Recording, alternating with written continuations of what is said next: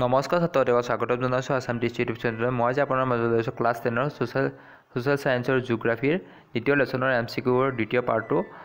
ইয়াৰ আগৰ এটা পাৰ্ট যদি চোৱা নাই চাবা, আৰু যদি মোৰ চেনেলটো ছাবস্ক্ৰাইব কৰি আছে আগলৈ এনেকুৱা ধৰণৰ ভিডিঅ' পাই থাকে তাৰ আশা কৰি মই আজি ক্লাছটো আৰম্ভ কৰিছোঁ। নমস্কাৰ। কুৱেশ্যন নম্বৰ 12, বননি ধ্বংস কাৰ্যক কি বুলি কোৱা হয়? ক নিৰ্বনীকৰণ, খ উদ্ভিদ, গ ইয়াৰ ভিতৰত এটা নহয়। উত্তৰটো হ'ব ক নিৰ্বনীকৰণ। 13 নম্বৰ, পাহাৰীয়া অঞ্চলত কমেও কিমান শতাংশ বননি আৱৰণ থকাটো দৰকাৰ? ক 30%, খ 20%, গ 60%। উত্তৰটো হ'ব গ 60%। 14 নম্বৰ, বায়ুমণ্ডলৰ উত্তাপ বৃদ্ধি ঘটা পৰিঘটনাটোক সামগ্ৰিকভাৱে কি বুলি জনা যায়?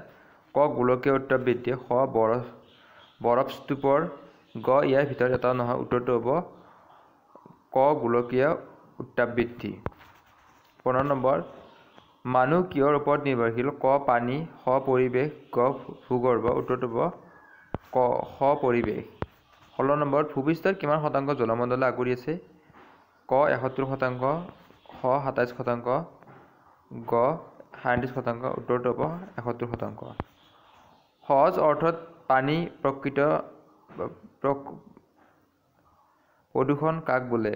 ক ছালফাৰ ডাই অক্সাইড, খ দূষিত পদাৰ্থ মিহলি হোৱাৰ ফলত, গ ইয়াৰ ভিতৰত এটা নহয়। উত্তৰটো হ'ব খ দূষিত পদাৰ্থ মিহলি হোৱাৰ ফলত।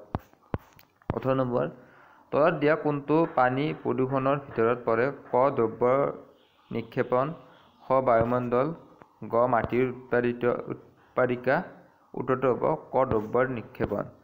19 নম্বৰ, বায়ু প্ৰদূষণ বুলিলে সাধাৰণতে কি হোৱাটো বুজায়? ক বায়ুমণ্ডলৰ উত্তাপৰ ফলত, খ বায়ুমণ্ডলৰ কাৰ্যৰ ফলত, গ ইয়াৰ ভিতৰত এটা নহয়। উত্তৰটো হ'ব খ মানুহৰ কাৰ্যৰ ফলত। 20 নম্বৰ, বায়ু প্ৰদূষণৰ লগত জড়িত এটা প্ৰধান সমস্যা কি?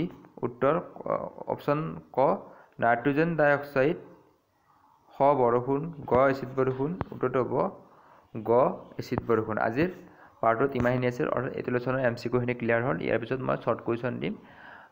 প্ৰথমতে মই MCQখিনি ক্লিয়াৰ কৰিম, তাৰপিছত শ্বৰ্ট কুৱেশ্যন, তাৰপিছত লং কুৱেশ্যন। তোমালোকে চেনেলটো ছাবস্ক্ৰাইব কৰিলে তোমালোকৰ বহুতখিনি সহায় হ'ব। এই চেনেলটোৰ দ্বাৰাই তোমালোকে বহুতখিনি আগুৱাই যাব পাৰিবা। তোমালোকে অতি সোনকালে 1K ছাবস্ক্ৰাইব কৰি চেনেলটো গ্ৰ' কৰে যাতে মই এই চেনেলটোৰ পৰাই 2 টকা ইনকাম কৰিব পাৰোঁ। তাৰে আশা কৰি মই আজি ক্লাছটো ইমান ডাঙৰ কৰিছোঁ। নমস্কাৰ।